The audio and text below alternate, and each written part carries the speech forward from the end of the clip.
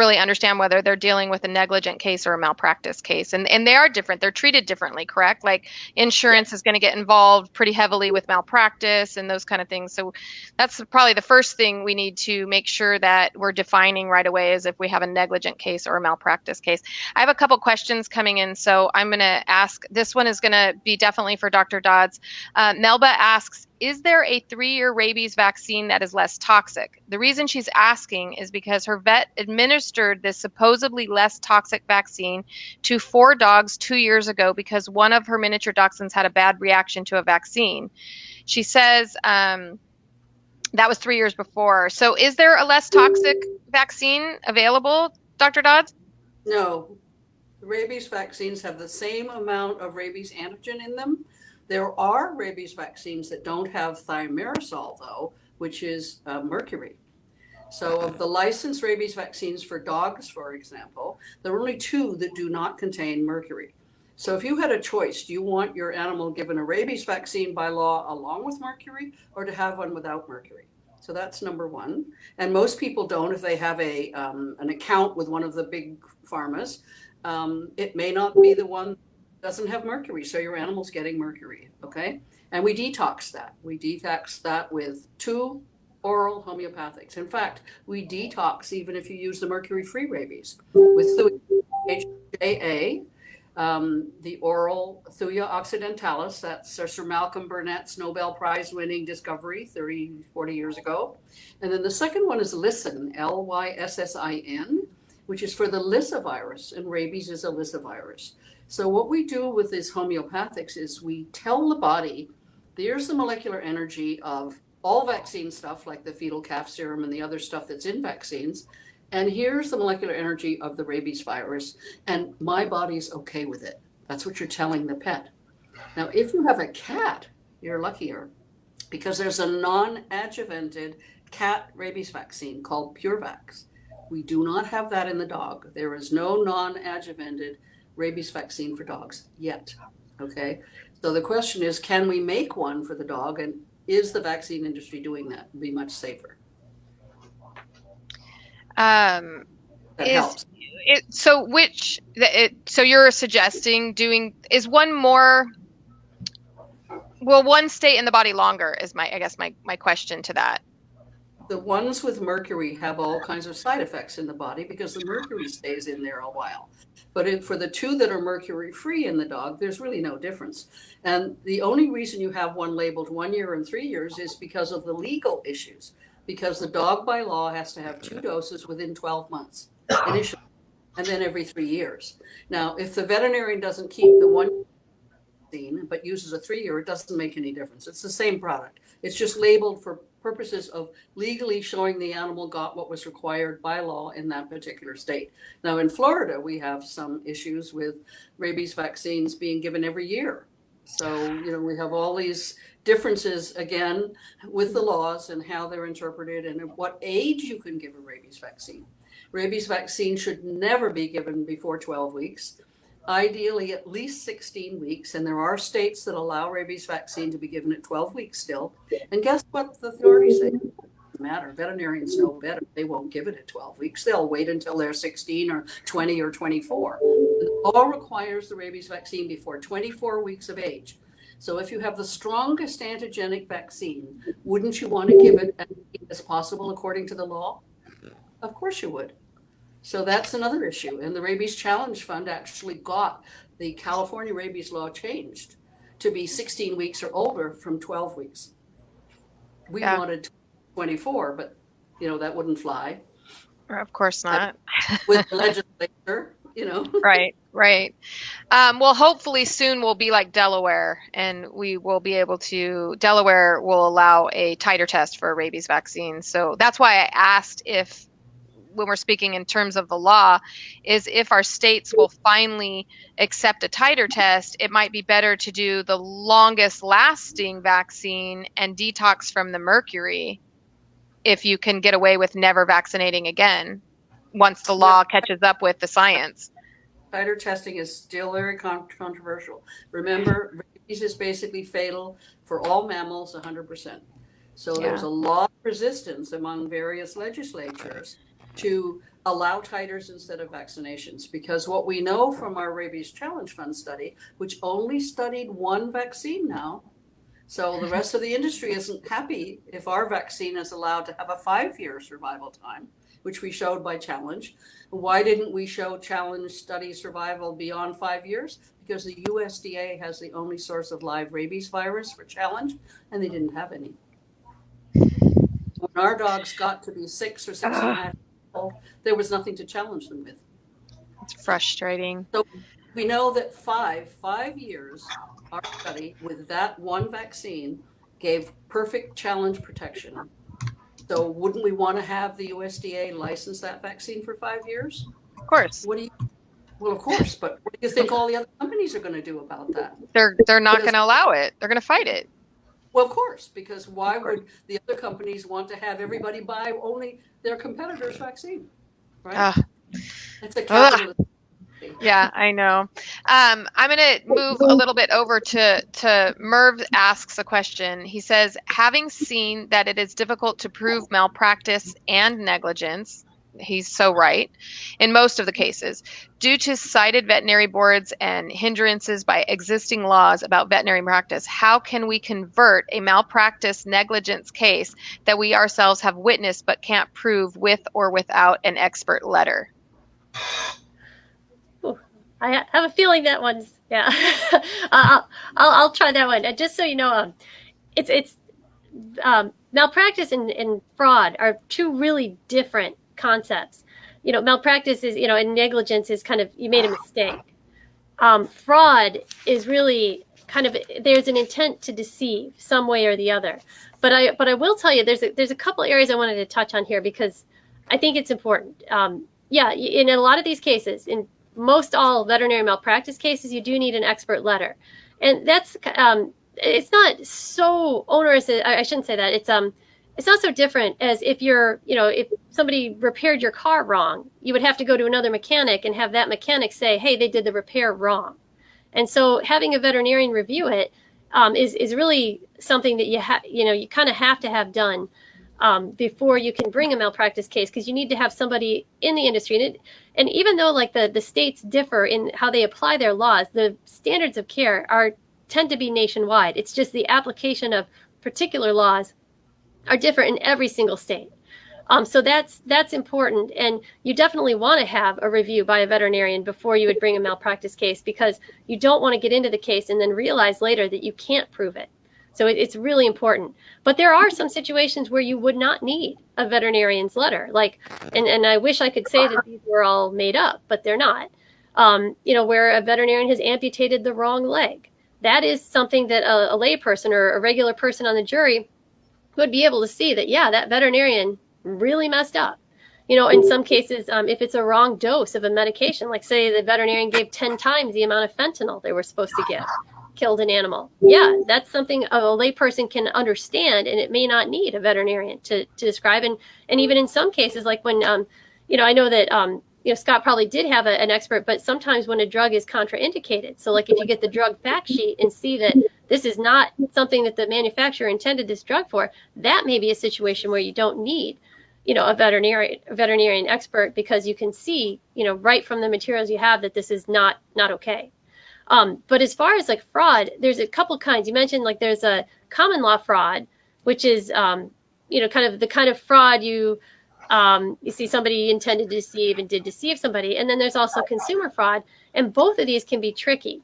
Again, every state will differ, but generally it's something that if you had a consumer fraud case, more attorneys would want to take on, because most of these statutes, come with the award of attorney's fees. Because under the American system, unless there's a specifically contracted or is a statutorily allowed thing for a prevailing party, each party will pay their own attorney's fees. So if you have consumer fraud, there's an opportunity of getting attorney's fees in that case. So of course, it's something that you want to be able to bring if you can. And as for fraud, there's a potential for enhanced or punitive damages. It's more, this is something you see more commonly in vet cases. Examples maybe would include, if a veterinarian advertised that he had overnight services, or she without ever intending to provide them. And sometimes veterinarians, we've seen do this because they want the business. They don't want you to take your animal to a overnight or specialty veterinarian that's going to, monitor them when, they could just, get that money and just keep them there, and without ever having to provide somebody to actually check on the animals overnight. And we've had situations where that's happened. We've alleged fraud, and we're allowed to bring the fraud cases, although they did settle, but, where the animal did die, overnight, without the monitoring. But there's, some other examples, I guess where I should probably say where fraud is really hard to prove. Either kind, it's often, it requires a high level of specificity, who said what, when, what was relied on, in the pleadings, and the judges are sometimes reluctant to allow fraud claims. You got to have clear and convincing evidence, of the deception, if it, like in Scott's case, like altering veterinary records, that's doing something very deceptive. That's, fraud, potentially fraudulent concealment, and, concealing the mistakes in hopes that you wouldn't find them. But, and then it usually requires fraud requires a false statement, made by the veterinarian or, the representatives at the clinic of a material fact or a deceptive omission, knowledge that the statement was untrue, or that the omission was important, to a material fact, the intent to deceive the victim, the reliance by the victim on the statement or the omission, and then the injury sustained by the victim as a result. In the context of a veterinary malpractice, case where you might have malpractice in addition to fraud, this is often done for financial or personal gain. Maybe they want to hide their mistakes, or they want to, just get the money that would otherwise be spent at a different vet clinic. But for consumer fraud, that's a often hotly contested area, when it goes to court, because it involves a deceptive business practice that causes a consumer of a business service, to suffer a financial or other losses. Like in our case, it would be the loss of their companion. Veterinarians, while they're very quick to say that your animal, and I please excuse me, Dr. Dodds, this is not all veterinarians, but many that we've encountered, have been quick to say the animal's worthless, after their actions resulted in the animal's death. And, I even had one in a deposition. I had one veterinarian tell me that he thought his services were akin to a mechanic working on a car. And it's just, you kind of don't know what to say in response to that. But, they're equally quick to claim, especially under consumer fraud, that the vets are part of like medical services or medical practices that may well be exempt, in a given state for consumer fraud laws. And some professions are exempt from consumer fraud because consumer fraud was put into, it's a statute that says if you win, you can get attorney's fees. And again, check every state law is different, but, at least here, if you win, you can get attorney's fees. And that's a big draw to take on a case with consumer fraud. But there are many professions, human medical doctors, lawyers, dentists, podiatrists, they are all exempt, from these consumer fraud laws. Why? I don't really know. But I do know that, but, maybe it helps to help write the laws. I don't know. But it's like a lot of times what's cited in the records is that, well, it's because these particular professions are regulated already. They have comprehensive regulation, and and that there's other common law remedies that would otherwise apply. And as all of us who've been in practice has seen the disciplinary boards for veterinary, they're really not quite as comprehensive as people may think. A lot of times, you're going to see many times a person or a particular veterinarian is going to go before that board before any actual action is taken. And, if I can say, like, one of the worst cases I saw, of a veterinarian was one that was, taking the medications that were meant, for the animals, the drugs for the animals for himself. And that one, there wasn't any actual discipline. It was like a consent decree where they just, agreed that, we're just not going to, he agreed he's not going to practice, which is kind of baffling to the rest of us that are in actually regulated professions that, do fear, breaking the laws. Did he keep his license? What's that? Did he keep his license? He just said, I won't do it? Apparently he volunteered to be inactive, whatever that means. But it's well, I guess it's not even that. I don't think he has an active license because of, giving that up. but it's not to say that somebody might not try later. And, Right. and luckily there are, other things that can be done to prevent that as well. But it was just very disturbing to see that that's where the state boards, would go. And again, every state is different, but on the whole, this seems to be what's been observed.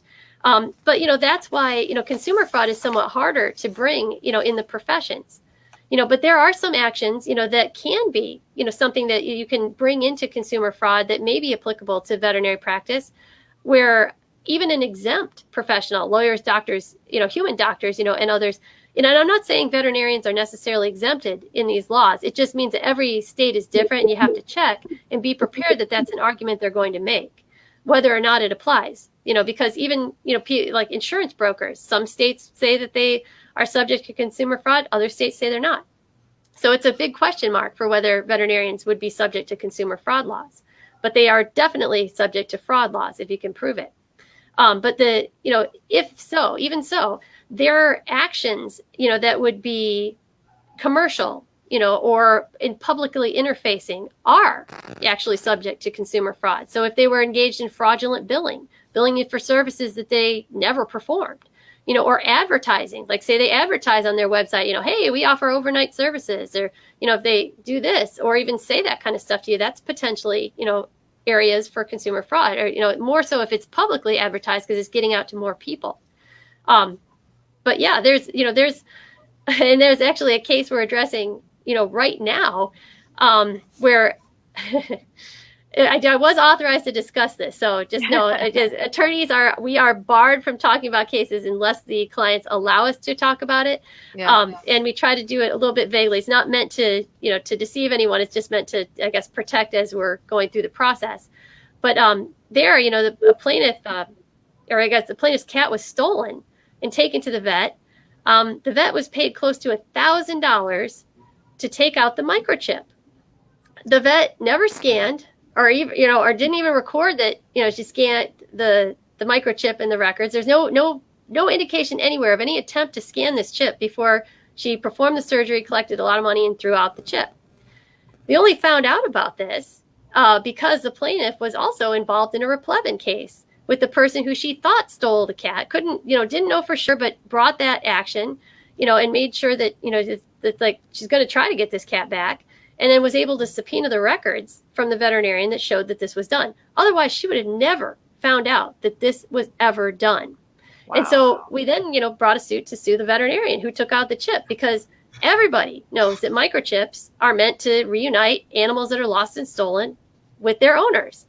But it's interesting, the judge in the lower court actually rejected the consumer fraud argument because he said that there was no direct representation made to the plaintiff that the chip was being taken out. And it's like, well, that's the whole point. The cat was brought in by somebody else who stole the cat and paid the veterinarian close to $1,000 to take it out. Of course, they're not going to call her and tell her that. What? It doesn't.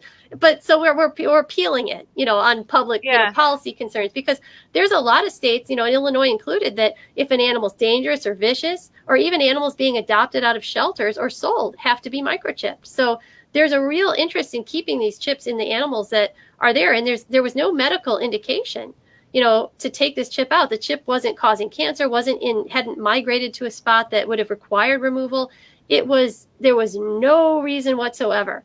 And that's where it's kind of difficult when you see how these judges will treat the cases just the same as, and the judge actually, it's funny, he had a conversation with opposing counsel and I and said, I really think you should just take this to the disciplinary board, and you just have to sit back and smile and say, I think this is really where we need to kind of go. We have to go through the courts, because the disciplinary boards are not going to take any real action. But I think, here, removing a microchip's like removing a VIN number from a car. I mean, if you take your car to the mechanic and say, hey, while you're fixing the brakes, can you just, shave off that VIN number? Of course that's wrong. All of us know that's wrong. But it's strange that the courts, put this like very high bar on fraud and things like that. I mean, hopefully we'll know, by the end of the year, if the appellate courts will take a look at that seriously and say, hey, I do think there's some fraud here. But, this another area where fraud comes up a lot is in dentals. And it's something you got to watch, because in the industry standard for dentals for general practice veterinarians is actually probably too low. It leads to a lot of jaw breaks for extractions. Some veterinarians don't do proper x-rays before extracting. So it's just, there's really things you got to watch, and how they advertise this, like, oh yeah, we're #1 dentist. It's like, well, wait a minute. I think to say you're a specialist, if you call yourself that, you really got to you got to have board certification to do that. But you have to watch kind of the language that's like, well, we're focused on it, we're interested in it, those types of things, because it's somewhat deceptive, to consumers who are bringing their animals in thinking they're going to get this, the best treatment, or the treatment that they expect. And then something that Dr. Dodds touched on, which I thought was really important earlier, is that a lot of these veterinary offices are owned by major corporations, like the small veterinarian who cared deeply about the business and practice, and that they are far and few between now, because as they are phasing themselves out of the practice, they're retiring. The companies, NVA, Mars, Banfield, they're all coming in to purchase these clinics. And another area that you need to kind of watch out for as a consumer of these services is that the veterinarians, many of them, are on what's called a commission base, or pro-sal. So what you don't realize is when you're going in there, when you think the veterinarian is going to be your trusted fiduciary, you're relying on them to find out the best treatments for your animals, they're upselling you because they want you to buy more services. Yeah. I used to have a vet friend of mine, and she quit because the vet that took over constantly had her in there telling her she wasn't selling enough flea and tick medication. Yeah. And she said, a doctor, that's not what I'm here to do, is sell your products. I don't think this pet needed it. So it was really sad, but she ended up quitting. I was so happy that she quit, because she said, I'm not here to, he hired an office manager, and she was in charge of finding out how much sales were done. Not even anybody even related to veterinary medicine. She was the one that told the vet how much drugs she had to sell or what she had to sell. And my friend would get in trouble when she didn't keep up with that. So you're right about that. It's sad. It's so very, very sad. I just, on that, when you were talking about that, I think I have back talk on my thing, so I'm trying to turn my phone off because I don't know what's going on. I was trying to keep track of things. Sorry about that. Dr. Dodds, just out of curiosity, I know every area is different, but when you had mentioned, not you, but when Anna had mentioned about the veterinarian charging $1,000 to remove a chip, doesn't that seem high? It seems high, especially if the chip, as she said, hadn't traveled anywhere. Yeah.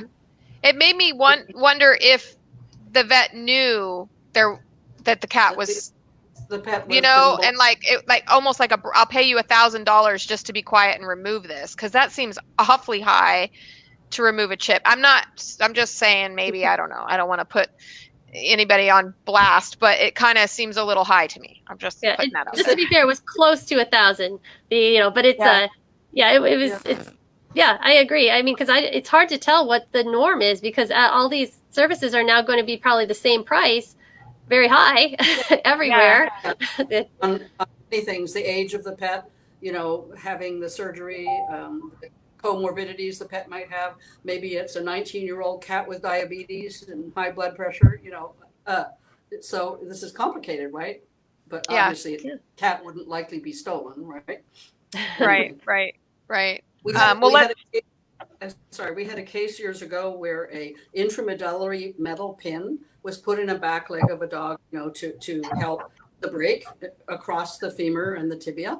And what happened was the metal pin traveled and ended up going into the abdominal cavity and through the heart.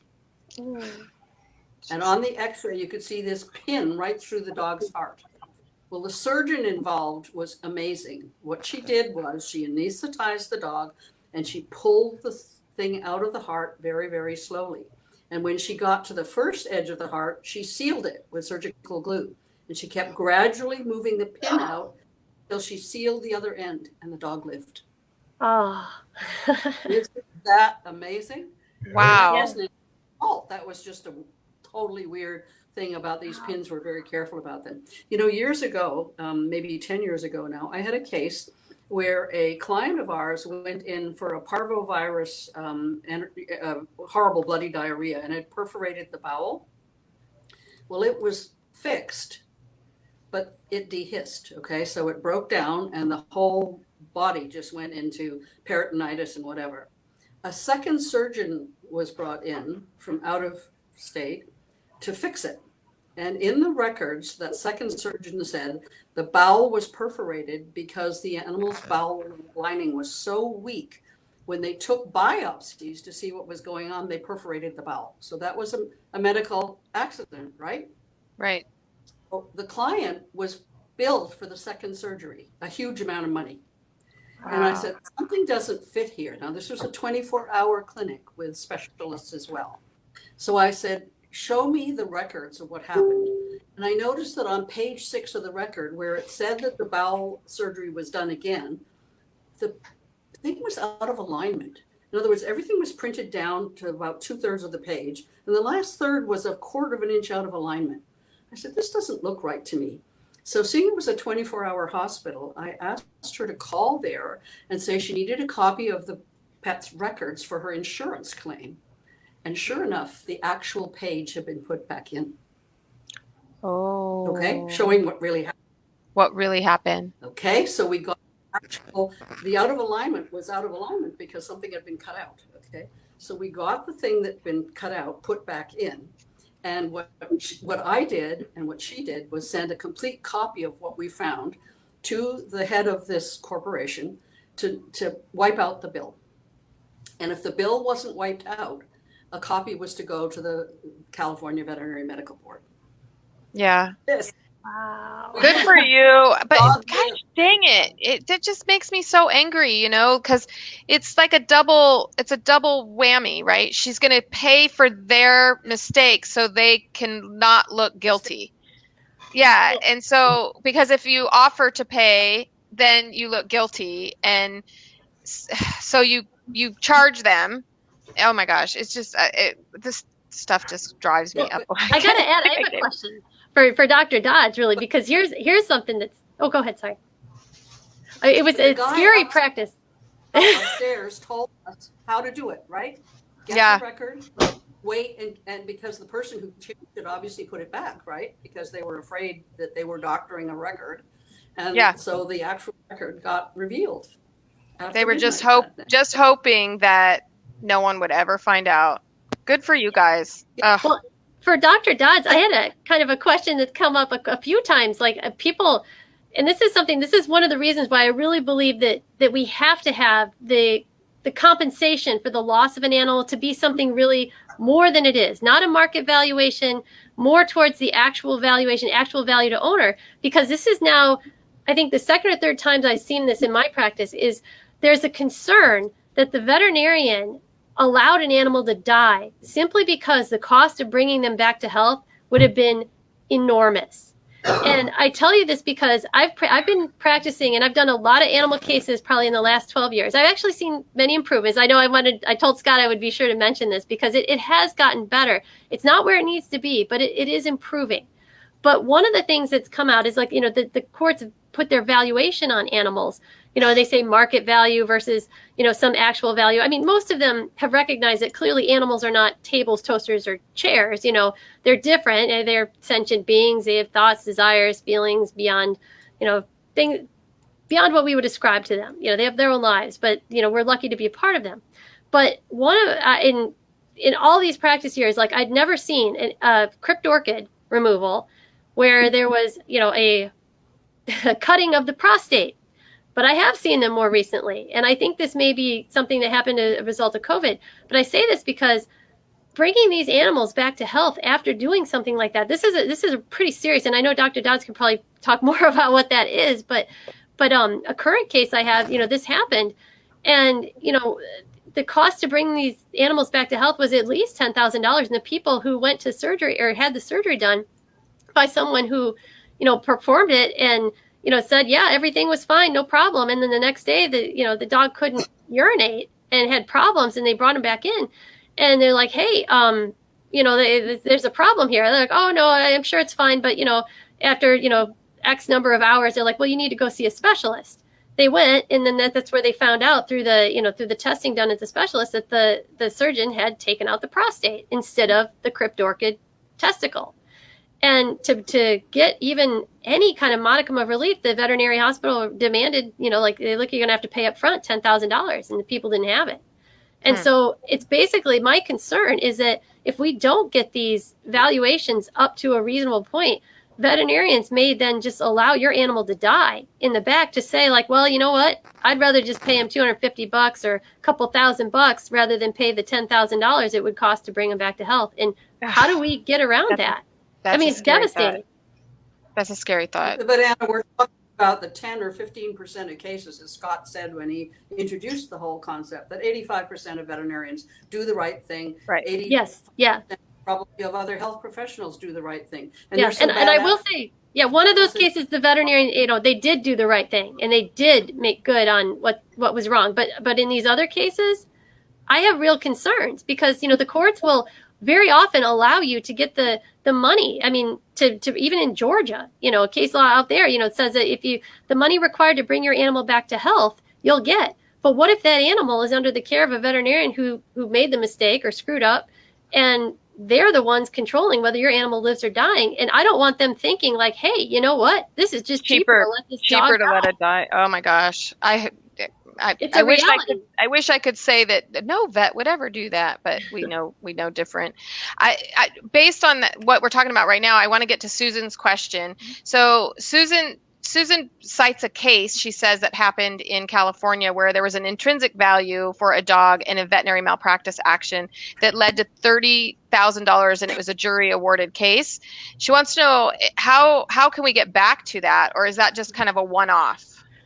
I think that we may want to look real closely at that to see if there were other factors. Usually if there's any kind of fraud involved or something like that, that's a higher award. But I agree wholeheartedly that these animals should be worth far more than, I mean, I adopted my cat Tuxie for like $50. Okay. I would mortgage my house, to bring Tuxie back to health. I mean, there is absolutely nothing I wouldn't have done. So to actually think that, it's pure hypocrisy, for a veterinarian. I mean, because and one thing we got to do is stop calling them pets. They're companion animals, and their names, and they have, obviously greater value to us than really anything we own. So to say that, for a veterinarian to say that, oh, after you've spent, whatever amount of money on your animal, thousands of dollars sometimes, to say like, oh, your animal's just worthless. That's just pure hypocrisy. And no, it absolutely is. And I see that a lot, where if you're paying me money to save your animal, then he's a companion and he's great. But if I screw up, then he's just a pet. And you're right. We can't do that. One of the things that comes up, and we use this sometimes kind of to, I guess, irritate, if you will, the other sides, and actually to put it out there, is when they argue about market valuation. We ask them, say, because there's a difference. Some states adopt market value. So like when your car gets crashed up, you can't go pay somebody $10,000 to repair your car if you can get a new car for $2,500. They say, sorry, you get $2,500, go get yourself the same or similar car. But with animals, that's not how we view them. And everyone knows that. Everyone knows that, even if they claim they don't. So when it comes to that, in the court cases, we argue that intrinsic value. Some judges get confused. They think, oh, well, that's just to avoid nominal value.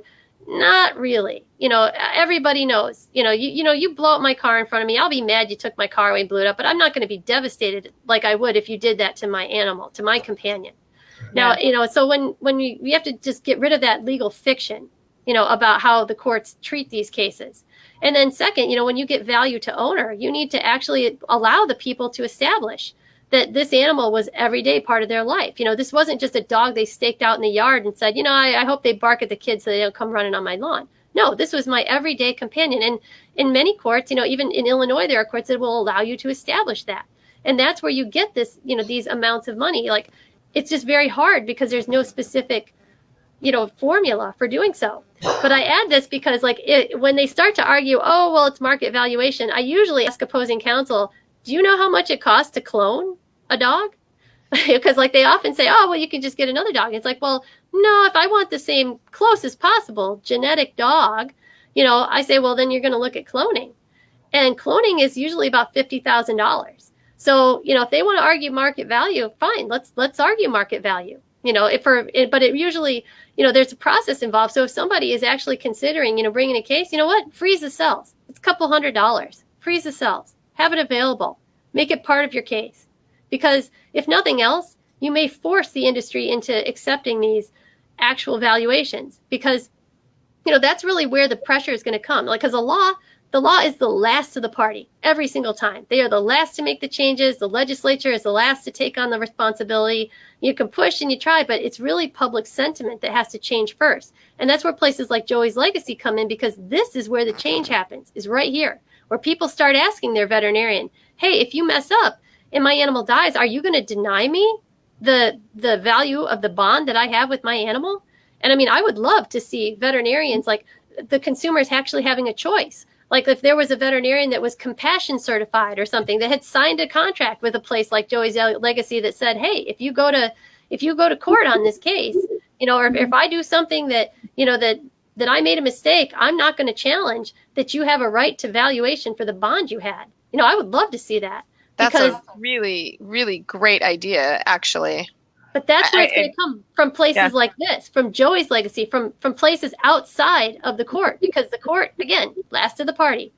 They are the last to pick up on the social changes and last to really implement what has to be done. And the veterinarians are going to have to, really step up and say, hey, I would like this, because when enough people are treated badly enough in the courts or denied their justice rights, which is, again, obviously, Scott wouldn't, he wouldn't want, whether he was given Joey or $1 million, he would take Joey in a heartbeat. Everyone knows that. The whole point of the compensation or changes in the court is to make sure that these standards are better for other animals coming forward. Right. Because when they're built, when these companies, the corporations are taking over, they don't care. They care about money.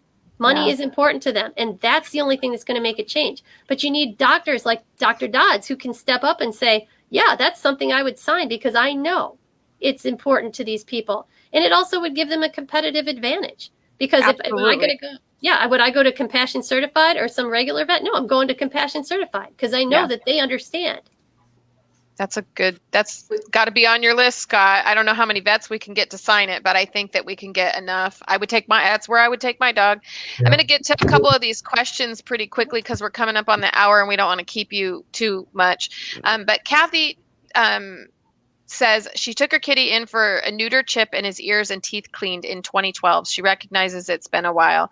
But when she picked him up, she later found him laying in a pool of blood and she rushed him back. The vet told me his kidneys were bad and he needed to be euthanized. And she says that she lied to her because she took him to another veterinarian who said he was harmed but didn't say how. I called an attorney who wouldn't take the case. I took him to 3 separate veterinarians. One told me his penis had been sliced off. Mm-hmm. He suffered his entire life. He had to routinely go from injections and injections. One specialist told me he had lots of scar tissue from his injury. I finally had him euthanized in March 2021. I received his records from the first vet, but they were scrubbled.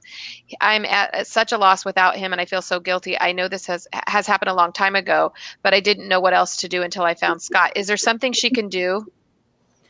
Well, I mean, I think she could talk about what happened. That's pretty horrifying. A lot of times the disciplinary bodies have a certain period of time that they can look at, and Dr. Dodds may know this better, but it's usually a shorter window.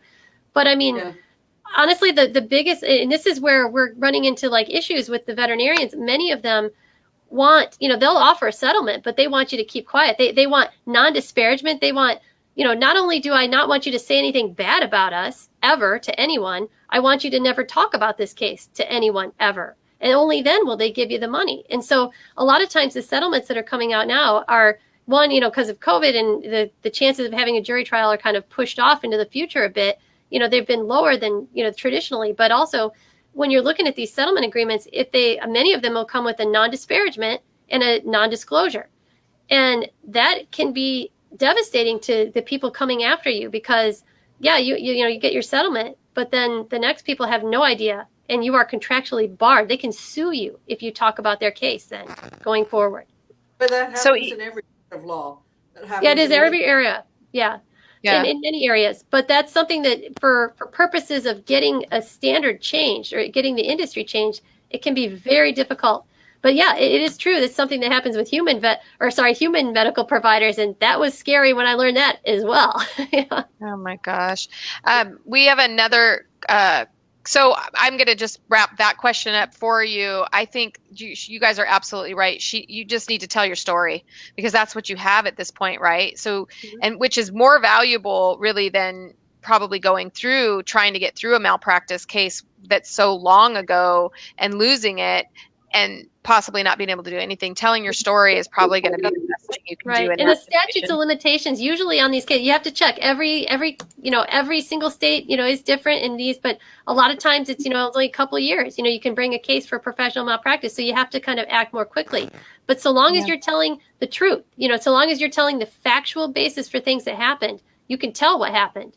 And if you don't have a contract that says you can't say it, you can talk. And that's really Joey's legacy is what's promoting this stuff and, is getting the word out there about what's going on. Because, I mean, come on, how many people know that their veterinarian is commission based? I just learned that from doing the cases. I had no idea this is how it was done. Wow. Well, some of them, not all of them. You're correct. Yeah. So this. And also the practice knowledge today, years later, is different. So how things were done in 2012 have to be looked at versus how they're done now in 2001. Yeah, now that makes sense. A good story. We had a case of a greyhound that we had adopted as a family companion, and the dog escaped and ended up in the pound. So my husband, who's a retired attorney now, we went to the pound to get the dog released and whatever, and there was a big to-do, and we had to go to court to oversee, that person said, I'm the new owner. I can do whatever I want. I want the dog put to sleep. And we said, no. We say that if you can't keep it, it has to come back to us. So we went there and we were talking quietly, we thought, at the back of the courtroom. There was nobody in there but the attorneys and whatever, and the few attorneys in the front. Finally, the judge says, wait a second. My court is being interrupted by all this whispering down there. What is going on? And my husband said, Your Honor, I'm so sorry. We're concerned about this case. And he said, well, who's that woman with you? I said, well, she's my wife, but she's the plaintiff. He says, come into my court. Come into the chambers. So I'm shaking, right? He goes in there and he says, okay, I love dogs. What's the problem? So Charles explained it. He said, fine, you win. Aww, that's amazing. That's good. That's good. We need we need more wins. The more wins we get, right, the better it's going to be for everybody. And that's what's happening. That's why having attorneys and vets, Joey's legacy doing this, it's making a difference. I do want to get into some of these questions because it's just, I know people wait so long to come on here. So really quickly, Anna, this one is for you, and she wants to thank you for taking this. What if we can't prove the negligence because the bad actors falsified the paperwork so that it does not look like it's negligence? That is the hard part, and that is where it gets very tricky. I mean, and just for everybody out there, the best practice when you go to the vet every time, ask for the records. Keep your own sets of records. Ask for them. If they say, oh, it's going to take some time, that's fine. I'll wait. I'll wait right out here. No problem. I'll wait. Just keep your own records. But when you see that, you can usually bring them to another veterinarian to review. I understand it's hard. It's a very congenial group. Veterinarians tend to get along with each other, not like lawyers, right? Where you can get them to testify against each other pretty easily. But veterinarians, are a likable group, so they don't tend to want to testify against each other. But you usually can if you bring the records in and you bring some of the past records. And and if you're lucky and your animal survived, or if maybe some subsequent records, but the veterinarians can usually see if something doesn't look right. You can also, if they're computer records, and there have been some attorneys, some animal law attorneys who have been able to do this, is they've been able to do like a forensic analysis.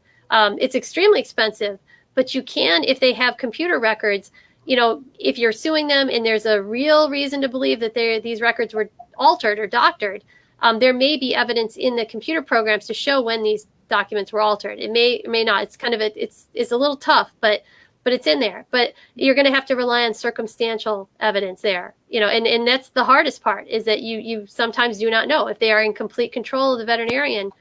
That is an area that it's out. And I think Dr. Dodds may know more about how this could be kept. But every once in a while, they have to keep certain records for the state. And this is where we found some of our information is like the drug logs. So if they're administering controlled substances, they have to have licenses and they have to account for every drop of that. So it's really important that, you get those drug logs, you check them, you see if there's discrepancies. But it is a problem. And that actually may be for Dr. Dodds. So Yeah. No, it's it's correct what you said.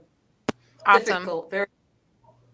difficult, but there's a few ways. Once you dive into it, you probably could find some Getting the stuff. record when you leave is very important, or certainly within the next day, because people have not assumed that there was anything wrong. They're going to give you, when we see referral patients, we write up everything. We tell people verbally, and we write up everything and type it and send it to them within the next morning.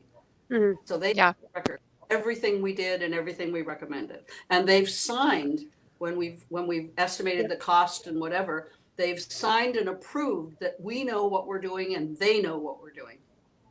In other words, Perfect. the client signs the estimate and what we're doing. Okay. That kind of helps us into the next question from Kathy. She says, 1 week ago, her yellow lab was failed by 3 different vets at my clinic. I'm assuming this is the same clinic. Kathy, maybe you can help us out.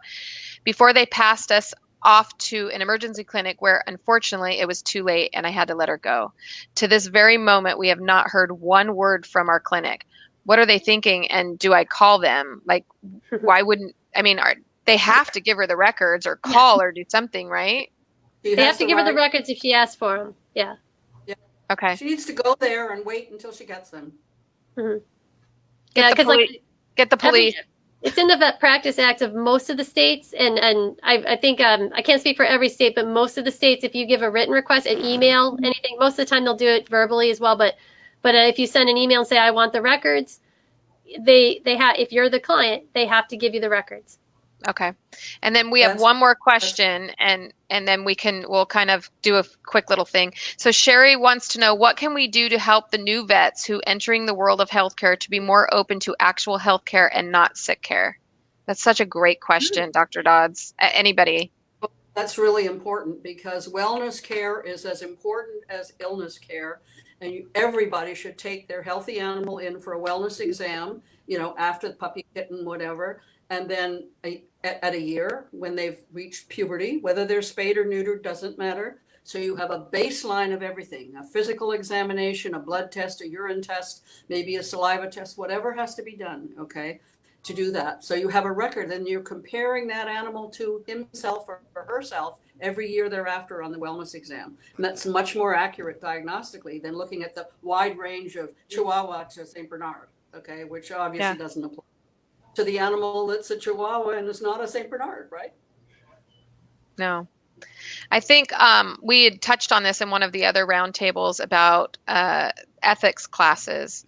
And I really think that veterinary schools need to have more ethics classes. When I spoke with one of the veterinarians, he said that it was, I think, Scott, you might remember, it was something like a 2-unit class and you didn't really have to take it and you kind of didn't really learn anything in it. But I think that would be helpful too for our new vets learning ethics and learning how to communicate. Because I know Dr. Dodds and Scott and I have talked about it a lot. I've worked for so many veterinarians. There are really great veterinarians out there. But one of the things that veterinarians aren't taught is how to communicate with their clients and how to say, I did this and this happened. And so a lot of times they hide and they don't want to call you back and they don't want to communicate, and that becomes the problem. And it's just a kind of a horrible thing. So there's a lot of stuff I think that new vets coming out can be taught in veterinary school that would help. One would be how to run a business, which they don't know.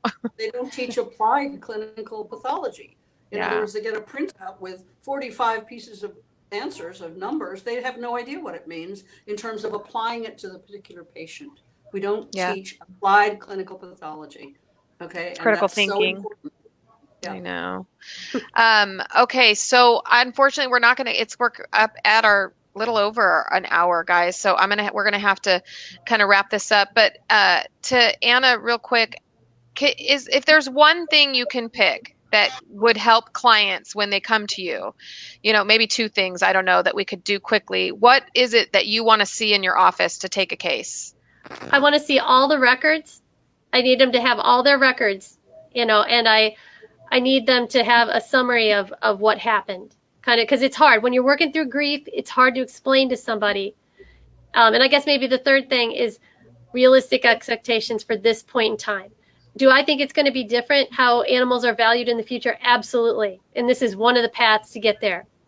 But if your sole reason for suing the vet is to get compensation, it's not probably going to be the best route.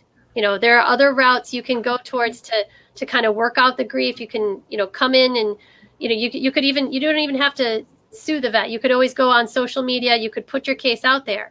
And so long as you're telling the truth, you're not saying something defamatory, it's okay.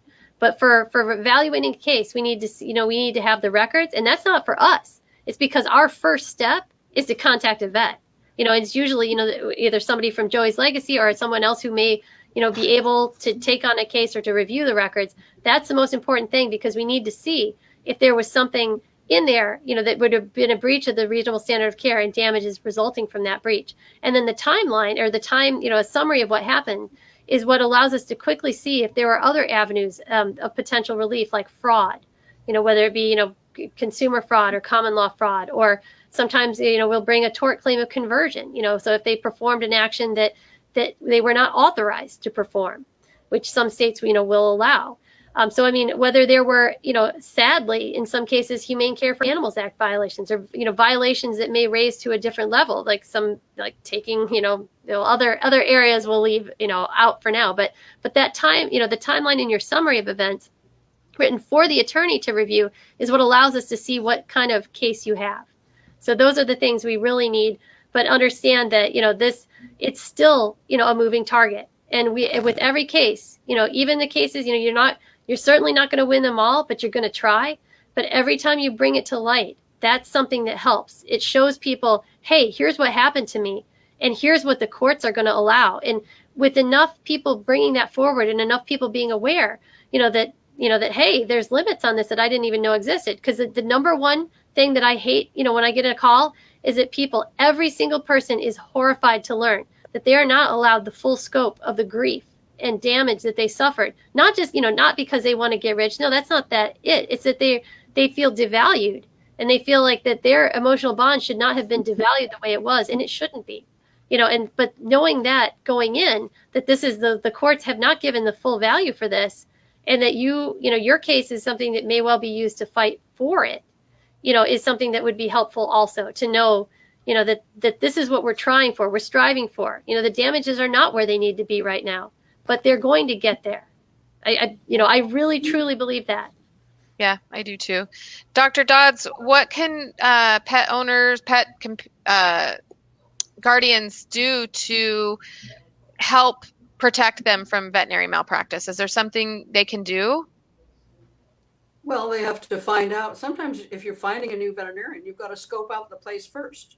Read the reviews about them, even go and meet them if you want, see if you have a good body language, good experience and whatever. And as far as what do we look for, examining it for looking at exactly what Anna said. We want all the records, and we want the pet guardian to tell us what they believe and and then we can tell them whether it's meritorious or whether it's not, or whether it's hearsay, or whether it's forget it. You just have to get over your grief and give them some grief counseling suggestions.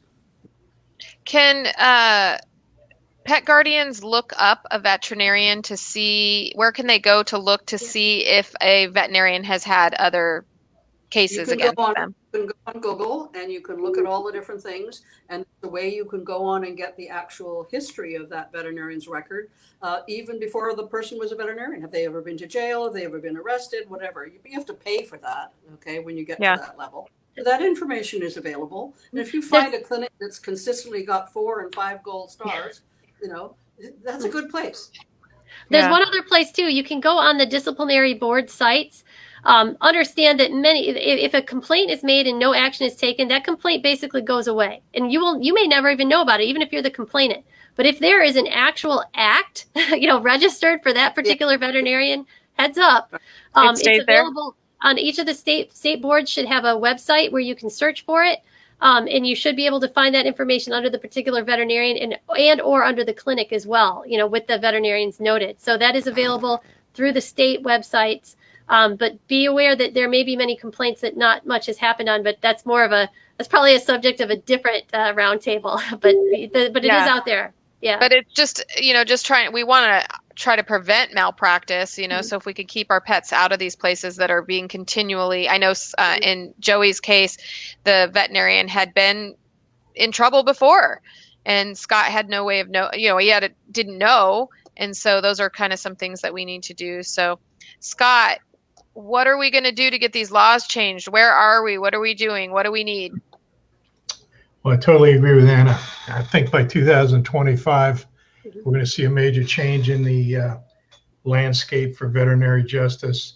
We're starting to see cases that include fraud, misrepresentation, concealment, and that are settled out of court. Some even include emotional damages. We had one case in I think one of the southern states where the demand was for 10,000. The insurance came back with 5, and they settled at 7,500. And the insurance adjuster actually told our attorney that I don't want this one going to court because I'll pay the complainant as much as she wants, to a limit, of course, and just to avoid putting this in front of a jury, because I think he thought they'd get clobbered in court. So, it's not just about economic damages anymore. It also includes non-economic damages in a lot of our cases that we're seeing. Right. So Yeah. it's just a matter of time. We're working our way in that direction. We've got legislation in several states that'll run its course and take as long as it's going to take. But we'll get a new bill that enhances the perception and the value and the way society looks at our companion animals. And it's just a matter of time. We just gotta live to see it. Sounds like my doorbell just got rang. No, it's my dog barking because the doorbell's ringing apparently. So I know that we need to get this documentary made, and here's my little culprit who's gonna steal the show from you guys. Sorry, he's so darn cute, isn't he? So we need to get the documentary made. That's what we're working on right now, so that we can get more people to know about this, more people involved. But we need to raise money. So if you're listening to this, Scott, tell us a little bit where we are with the documentary. I was hoping to have Jerry and John was supposed to join us tonight. We'll try to maybe get that for Wednesday night. We have one coming up in 3 nights again. Okay. So basically, Jerry met with John in Florida this weekend. Very good news. John has already begun the preliminary interviews with a couple of people down there for the documentary. We've raised about $25,000 so far. Pardon me. And we have an estimate near 100,000, hopefully maybe less, but we just need some more help. So we count on our members and their families and friends and animal advocates all over to try to help us get this made. Until it's real simple. As long as vet boards continue to do what they do, which is basically nothing, we have to expose whatever we can in the veterinary profession. And again, it's a small subset of practitioners, but we have to expose in order to educate and enlighten all of the uninformed pet guardians, pet parents out there that need this education. They need to be forewarned, so they're forearmed before they go to a new veterinarian. That's all this is about, educating. Well, we can't count on them. We have to take matters into our own hands, and this is how we do it. Yeah, I said the last roundtable that we did, I had mentioned that it's hard to get people to listen and donate to this documentary, because a lot of people think this can never happen to them because they love their veterinarian, and that's great, and they should, I hopefully, love their veterinarian. But for me, I think a lot of people have been victim of veterinary malpractice and don't even know it. And they don't even know it. So there's so many people out there who just have no idea. And that's part of the reason why I'm so involved in this organization, is because Anna, when you talked about the cat that got his leg cut off, the wrong leg cut off, I actually witnessed veterinary malpractice, and that is how it was done. And I was a vet tech at the time, and I was really young. I had no idea what to do, or even if I didn't even know what malpractice was. I think it was 18, and he never looked at that X-ray. Never. He never ever looked at it. because the x-ray was done at another vet hospital. And then the cat came in, and it was kind of a friend of a friend kind of situation. And so he just did the surgery. The x-ray was never even up. Wow. And then halfway through realized he had the wrong leg, and there was nothing that could be done. So, and nothing ever happened to him or anything. But my point is, I think veterinary malpractice happens and has happened to a lot of people, and maybe not at the extremes of a dog dying or a cat getting their leg cut off, but it does happen. And I think it also needs to get a little bit broader. Dr. Dodds, I am really upset at the number of animals that are given rabies vaccines when they're sick, because that scope is, that to me, that should be veterinary malpractice. And because the vial says only for non-healthy dogs without, I just had a client's dog get a rabies vaccine when she went to the office saying that her dog was having seizures.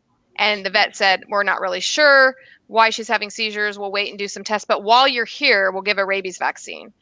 Now, I know that the veterinarian has to give the rabies vaccine, and so this isn't going to be seen as malpractice because she has to, but I think that, to me, that's should be veterinary malpractice. That animal they don't even have a full diagnosis yet. We had an epileptic dog on the East Coast that was given one of the isoxazolines that produces, seizures and behavioral changes. And the vet said, oh, don't worry about it. If the seizures get worse, just give an anticonvulsant. Yeah, see? So when we talk about veterinary malpractice, it's not just about going after the ones that are obvious, but the ones that aren't obvious that need to become obvious, if I'm making any sense at all. Because to me, that should be considered veterinary malpractice. And it wouldn't be, because they have to give the rabies vaccine. At least that's my understanding. But so we keep fighting, and we fight together, all of us. They give health now. Yep. What? Rabies vaccines the label says only for pets. So if the pet's not healthy, you defer it, okay, while you treat the animal. And if animal control asks the client, the pet is under veterinary medical care at this point for an illness. And at that point, after that, if it's safe enough, it can get the rabies booster. If not, the deferment continues. Yeah, most states have an exception, like if a veterinarian can actually say that, no, this pet's not healthy, or they should say companion animal is not healthy enough to have, this vaccine. But one thing you got to remember too, and then not to end on a bad note, is just like consumers here, because small animal companion veterinarians would not exist if it were not for your bond with your animal. I mean, if like Stephen Weiss talks about this, he's a pretty prominent animal, attorney. I mean, if it were true that people were interested in the economic value, they would simply throw their animals away. And that's not how we treat them. Consumers of veterinary services need to know that they have a lot more power than they realize, because these businesses would not exist if it were not for you, if you didn't care about your animals. So there's a lot of room to push here. And it really is, I think, as you guys have all mentioned, most people are completely unaware this is happening. And until it happens to them, they are not going to take much interest in it. But when it does, believe me, it's devastating. It is horrific. And the push to make change, becomes very real.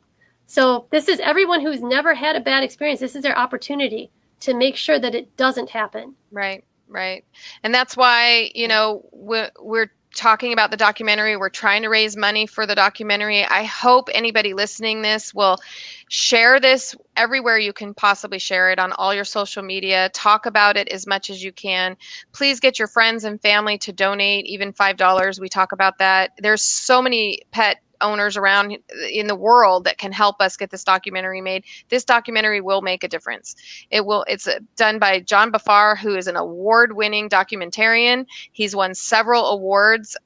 This is something that we can get picked up, and then that's how we're going to get the laws changed. But without your help, without the help of our attorneys, without the help of our veterinarians, and of course, without our leader, Scott, just keep pushing this through to make Joey's life important and matter, and have something to be able to say. We wouldn't be able to get this done. So I encourage everyone to please donate, and please share this everywhere you can.